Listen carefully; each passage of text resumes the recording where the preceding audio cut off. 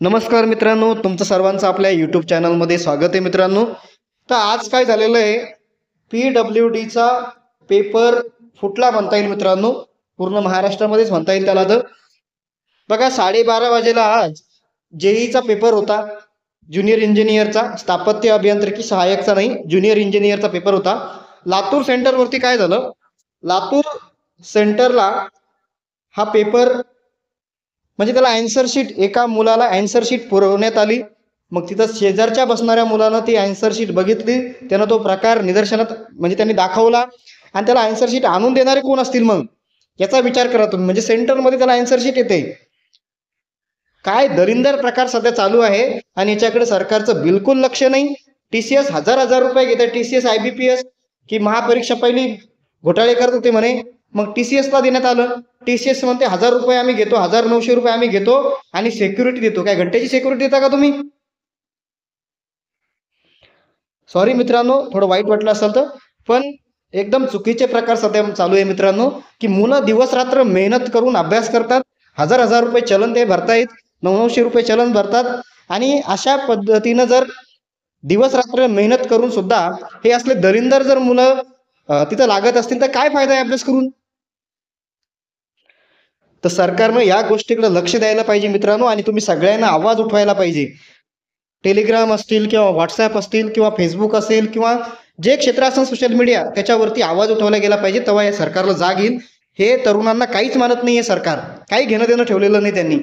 किती दिवसापासून हे प्रकार घडतात. तलाठीमध्ये झालं, त्यानंतर वन परीक्षेमध्ये झालं. एवढे प्रकार घडलेले असताना सुद्धा सरकार याच्याकडे पूर्णपणे दुर्लक्ष करतंय. कसलीही गोष्ट त्याच्यावरती लक्ष देत नाहीये मित्रांनो. आणि यांचे प्रकार चालीच आहेत. यांचे हे प्रकार असल्या पद्धतीचे चालूचे मित्रांनो.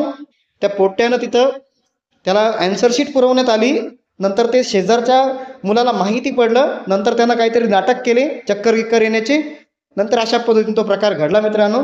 तर बघा सध्या असे प्रकार चालू आहे. कसा अभ्यास करायचा, काय करायचा, तरी काही निगेटिव्ह घेऊ नका. आता सध्या हे थोडंसं जर आवाज उचलला तर पुढचे पेपर तरी व्यवस्थित होतील, एवढं लक्षात घ्या. दुसरी गोष्ट आहे मित्रांनो, आणि हुकून चुकून माझ्याकडून एखादा शब्द जर वाईट निघला असेल मित्रांनो, सॉरी. त्याच्यानंतर सोलापूर महानगरपालिकेमध्ये आज तुम्ही बघितले असेल की जाहिरात आलेली आहे. तर काही मुलांचा मेसेज होता, जर सर तिथं 1 वर्षाचा डिप्लोमा चालतो का? तर मित्रांनो त्या ॲडमध्ये स्थापत्य अभियांत्रिकी सहाय्यक पद नाही आहे. ते जे तुम्हाला कनिष्ठ अभियंता सहाय्यक दिसते ते पद वेगळं आहे.